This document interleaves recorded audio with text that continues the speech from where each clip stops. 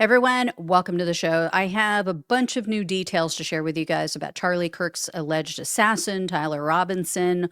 And some of it casts doubt on this narrative that Robinson was some sort of hardcore, politically active leftist. Of course, though, that's not stopping the MAGA cultists from vowing retribution against all of us.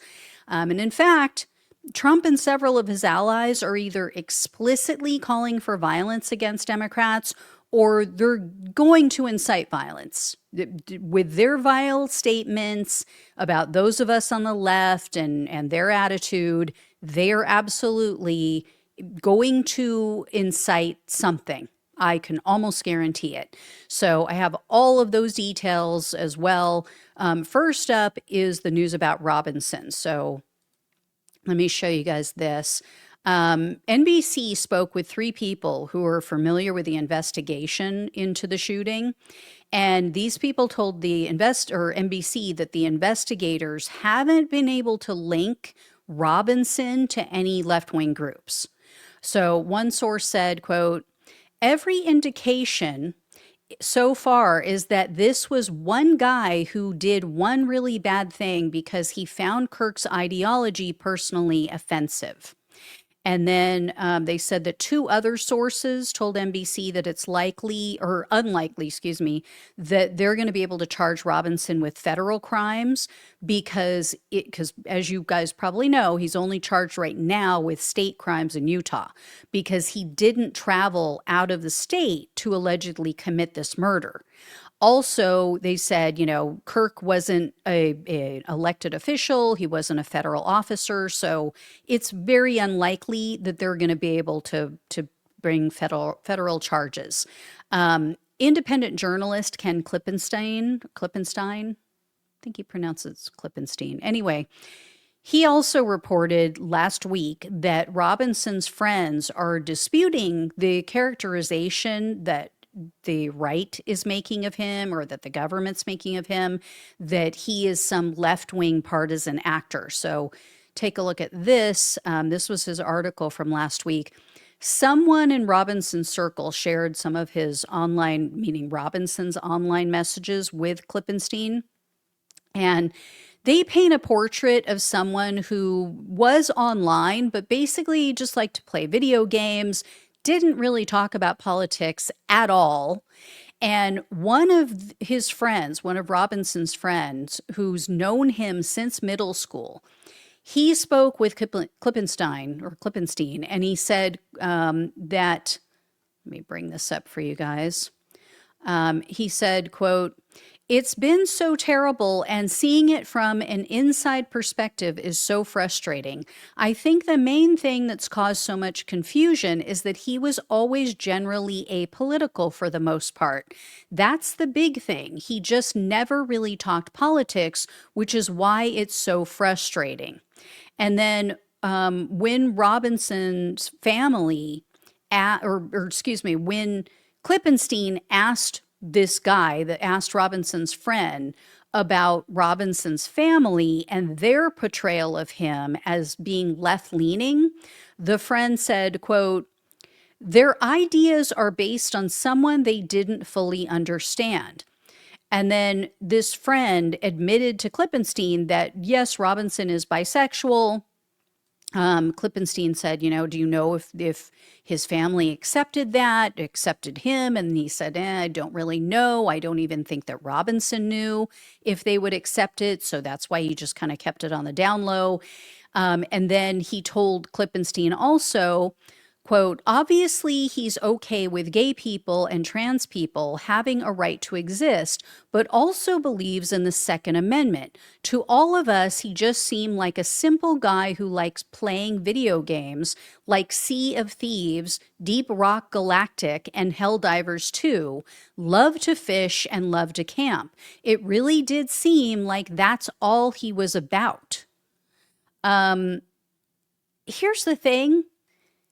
This really does describe a lot of Gen Zers right now. People go, how could they have voted for Trump? You know why? Because their life isn't consumed by politics. They hang out with their friends. They're like shooting the shit online, playing video games, going on dates, doing other things, going to school, working, trying to keep their head above water and pay bills. And a lot of the young people today do not identify with either party. You can't pin them in. You can't say, oh, that's a leftist. Oh, that's someone from the right. There are some, of course, but a lot of people, a lot of younger people, especially Gen Z, they don't like to be pigeonholed. They don't like to be put in a box. They don't want to be considered Republican or Democrat. That's why so many of them are registered as independent, or they don't register at all. So he is pretty typical in that way. Like I think he was registered as an independent and he hasn't voted. So that is something that we're seeing more and more. These people are like, I hate to say these people, but these young people who may vote sometimes, may not, they don't consider themselves to be aligned with either party. They like ideas from both, and they just want someone who's going to help them. Anyway, this friend of Robinson's also said that although Robinson tended to be quiet, and he has been described that way by several people, he said he was really well liked. He had a decent amount of friends. He had a good social life. So this was very atypical for like these lone wolf shooters that we typically see, right? And Klippenstein confirmed the bullet inscriptions, as I mentioned to you guys before. He confirmed that like the up and down arrows, that, sequence of arrows that they found on one bullet, and then the phrase that they found on the other one that was something like, hey, fascist catch, or whatever it said, those are references to the video game Helldivers 2. So had nothing to do with a right or left ideology.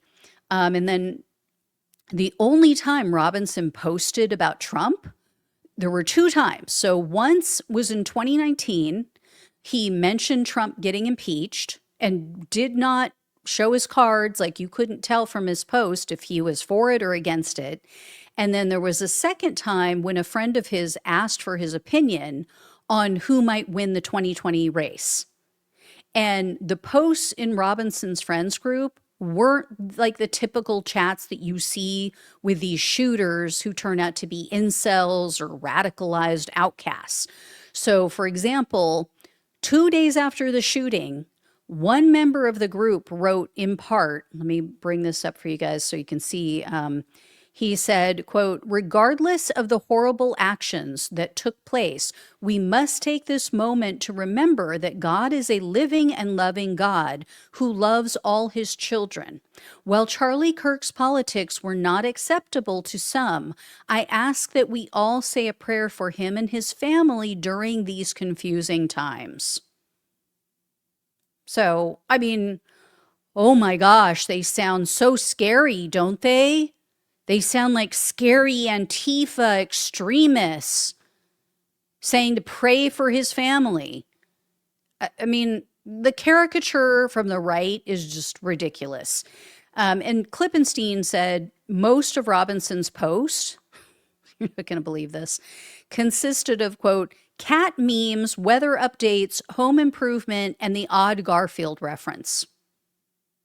So, unlike what we've seen with like the cheering and the celebrations from the alt-right in their chats, like when a mass shooting occurs at a black church or a synagogue, that's not what he saw. Klippenstein wrote, quote, no one in Robinson's group is cheering or justifying the murder in any of the messages I reviewed. They're just struggling to understand what their friend did. What I see is a bunch of young people shocked, horrified, and searching for answers like the rest of the country. Now, consider the dichotomy here that I'm going to show you, okay? Consider the juxtaposition from what we're seeing coming from the MAGA cult over the past 2 weeks. Take a look at what MAGA podcaster Steven Crowder said. This was on Piers Morgan's show. He was on the other day as a guest.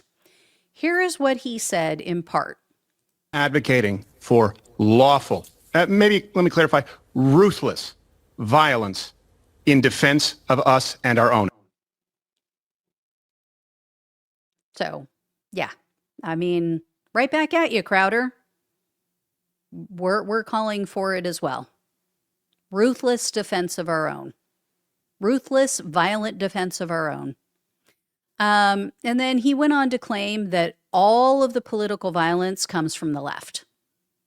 That's how you know you're dealing with someone who isn't an honest or good faith actor, right? Do we have violence? Do we have some nut jobs on the left? Absolutely. 100%. I can admit that. The clear-cut factual evidence, though, shows that right-wing violence is far more prevalent. Don't take my word for it.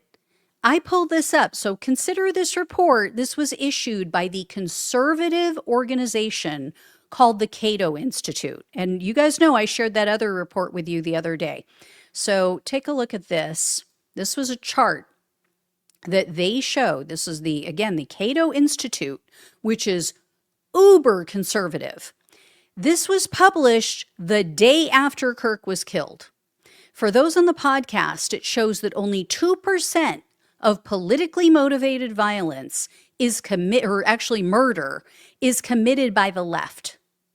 They attribute only 65 deaths to the left, and the right has committed nearly 400 politically motivated acts of violence that resulted in death.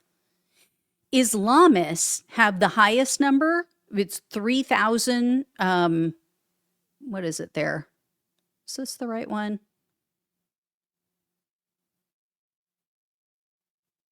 Oh, shoot. No, sorry, guys. I brought up the wrong one. Let me see if I have the other one here. Oh, shoot. I have the same one twice. Okay, sorry. I have the same image twice. Let me see if I can find the other one that I grabbed. So it showed that over 3,000, I still think it's the wrong one. Yeah, sorry guys. Okay, so it showed that over 3,000, or actually over 3,100 deaths were from Islamist extremists, but that was because it included all of the Americans who died on 9/11. So what I showed you before, which I'll bring up again, this is the number showing all of the deaths, the politically motivated murders, excluding 9/11. So when you remove that horrific event, the right wing is responsible for 63% of all politically motivated terrorism that resulted in death. Islamists are at 23%, and the left wing does jump up, but it's still only 10%. MAGA influencers, though, are still lying. They are still acting like, oh, we own the moral high ground. Everything, most of it's done by the left. So MAGA podcaster Benny Johnson spoke yesterday at the memorial for Charlie Kirk. And let me read to you what he said. Bring this up. So he said, quote, what does the Apostle Paul say in Romans about a godly leadership? He says that rules wield the sword for the protection of good men and for the terror of evil men. May we pray that our rules here, rightfully instituted and given power by our God, wield the sword for the terror of evil men in our nation, in Charlie's memory. So, yeah, more calls for retribution. More calls for retribution and terrorism, or actually not terrorism, but terrorization of those of us on the left, right? Those of us who Benny Johnson views as quote unquote evil. Now I want you guys to see and hear what Donald Trump had to say. So this was at Kirk's memorial event when they're supposed to be mourning their good friend. Let me see if I can find the video for you guys. Here it is.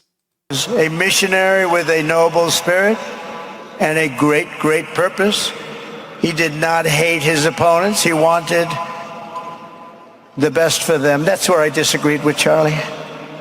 I hate my opponent, and I don't want the best for them. I'm sorry. I am sorry, Erica.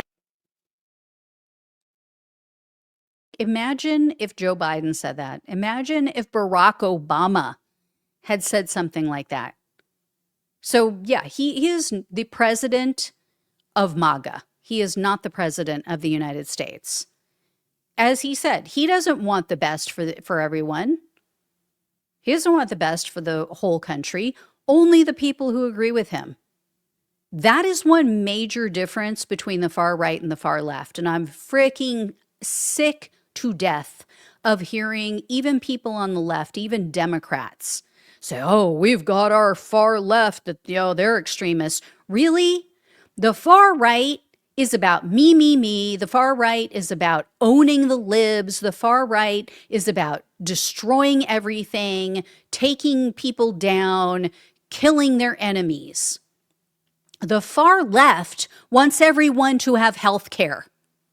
The far left wants everyone to be taken care of. The far left wants everyone to succeed and be happy. There is no comparison.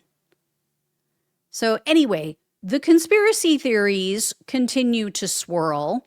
I'm going to bring up some of these for you guys.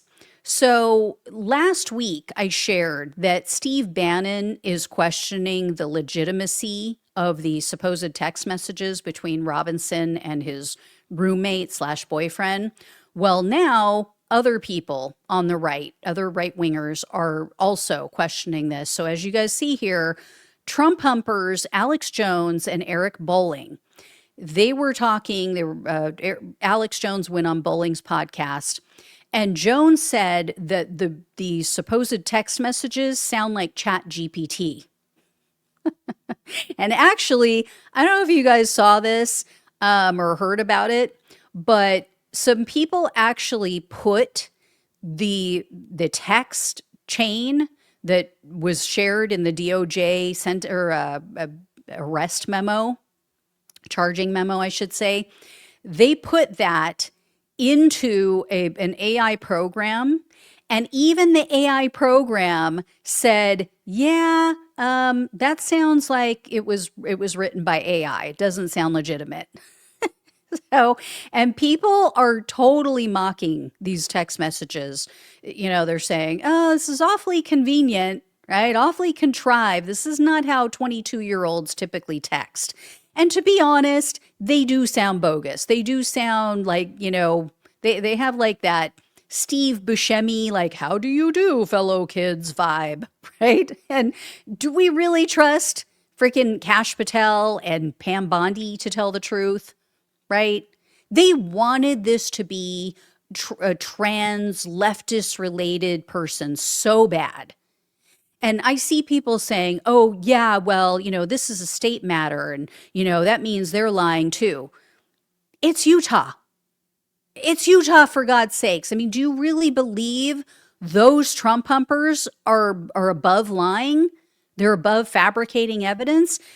And even if, let's say, they wouldn't do that, there is another plausible explanation involving a separate conspiracy that you guys may have heard of as being pushed by Candace Owens. So let me bring this up for you guys. So Candace Owens posited the idea that Israel had something to do with Kirk's death. And, that they're either they did it or they framed Robinson, or they used him and maybe set him up to take the fall. So if you're familiar, because that might sound like, oh, that's insane, right? And he was so pro-Israel. Not necessarily. I'll explain that in a minute. So if you guys are familiar with Israel's Pegasus spyware technology, this isn't that far-fetched. Here's what one news outlet had to say about Pegasus. This is how they described it. So they said, in part, Pegasus is a spyware that can infiltrate a mobile phone and harvest personal and location data. and can control the phone's microphones and cameras without the user's knowledge or permission. Some of the information Pegasus has access to includes photos, web searches, passwords, call logs, communications, and social media posts. The spyware is designed to bypass detection and mask its activity. Researchers have found several examples of NSO Group, that's the group who created it, sophisticated tools using so-called zero-click exploits that infect targeted mobile phones without any user interaction. So, in other words, what they're explaining here is this isn't like what you guys may have heard or seen as like phishing emails where you have to click on a link and then they can take over your computer. You don't have to click on anything. And Israel can completely spy on you and infiltrate almost every area of your cell phone. So literally all they have to have is your phone number. And they can exploit your phone's weaknesses, and they can be listening to everything you say. They can be watching what you do through your camera. And given the fact that we now have text to speech or speech to text capability, I think it would be pretty easy for them to craft these text messages on his behalf without him knowing. Right? So the roommate may have legitimately received these text messages, but he may not have written them. And the reason Owens is pointing the finger at Israel is because Kirk was allegedly being pressured to stop talking about the genocide in Gaza. So this all went down at the beginning of August. There was a conservative influencer event. This was held in the Hamptons. It was hosted by billionaire Bill Ackman, who is a huge Trump donor, big mega donor. Also, by the way, an Andrew Cuomo donor, which tells you everything you need to know about Andrew Cuomo. But anyway, Owens said that she had discussions with Charlie Kirk after this event in the Hamptons, and she described this as Bill Ackman putting pressure on Charlie Kirk, and she said it was like a quote-unquote intervention to get him to stop being negative about Israel. She said that he was putting quote-unquote pressure on Kirk as told by Kirk. This is what she says he told her. And guess what? This has been confirmed by other people. Now, there are some people who were there who denied it, but Megyn Kelly confirmed this. Tucker Carlson confirmed this. These are people who spoke with Charlie Kirk on a regular basis. And notably, shortly after that event in the Hamptons, Charlie Kirk went on Megyn Kelly's podcast, and he didn't name names. He wasn't specific, but he was very upset. He was visibly upset. He raised his voice and he blasted people who were trying to silence him. Supposedly, he was offered a shit ton of money. I don't know if this is true, but this is what was told by Candace Owens and others, that Charlie Kirk was supposedly offered something like, I don't know, $100 million for his organization, for Turning Point USA, if he would back off of slamming Netanyahu and talking negatively about what was going on in Gaza. Also, Netanyahu has been acting pretty suspicious. Like, without prompting recently, he went on, I forget if it was like a video that he made or if he was on a show. But just out of the blue, he was like, "Oh, I didn't kill Charlie Kirk." Like, really? Okay. I mean, nobody asked, but you sound a little nervous there. And then let me show you this. This is how much people are not buying these text messages. I just thought this was hysterical. So people are actually making fun of the text chain. This is what someone posted. They put Tyler Robinson's face at the top, as you guys are going to see, and put his name on there as if this was his text change. So I'm going to read this to you. Shoot, let me bring this up somewhere where I can see it bigger. So it's very small on that screen. Okay, so it says, sorry guys, I thought I was going to be able to see it, but it came up really small. So it says, "Hello, roommate and lover. It is I, Tyler James Robinson." And then the roommate supposedly says, "Hello, Tyler James Robinson. As a reminder, my pronouns are she, they." Robinson, "You're never going to believe what I did. I was the one who killed Charlie Kirk." Roommate, "What?" A bunch of question marks. Robinson, "Yes, I did it. Let me tell you all of the details here in writing so that you know everything. But you need to promise me you will never show this chat to anyone, particularly the FBI, which is much better run now that Kash Patel is in charge." Roommate, "Yes, I promise. Please start at the beginning and spare no detail." Robinson, "Okay, well, I started planning in earnest approximately 1 week ago. I did very detailed reconnaissance of the site, which I learned how to do during Antifa boot camp." Roommate, "But why did you do it? What would you say your motive was?" Motive in quotes. Robinson, "Well, roommate lover, as you know, I have been radicalized online by leftist propaganda, and I had to use violence to suppress free speech I don't agree with, as is our way." I mean, that was too good. That was just too good. So we'll see. We'll see what happens when this goes to trial. I guess we'll find out then if he refutes these text messages, if he says, "Hey, these weren't sent by me. I don't know how these got on my phone. These weren't sent by me." Again, his roommate may have received them, but were they written by him? Like, they do seem very illegitimate.